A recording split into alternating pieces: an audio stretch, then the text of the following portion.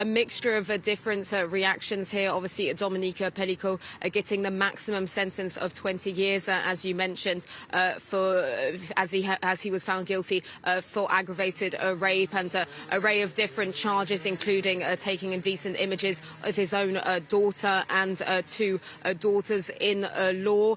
But obviously, bar him, other than him, the other men, the other 50 men who stood on trial alongside him, well, they all got sentences a fair few years fewer than what public prosecutors had asked for, between 3 to 15 years for those 50 men. And that's where a bit of disappointment was expressed here in Avignon, especially from Gisèle Pelicot's own family. They issued a quick statement earlier saying that her children, that is her 2 sons and her daughter, were disappointed with what they called the low sentences here today, other than their own fathers, who got the maximum of 20 years. As you said, Gisèle Pelicot herself respecting, she said she respected the court's decision. We also saw that obviously the families of those men who have now been, for the vast majority of them, detained. A few, obviously, some tears from the families of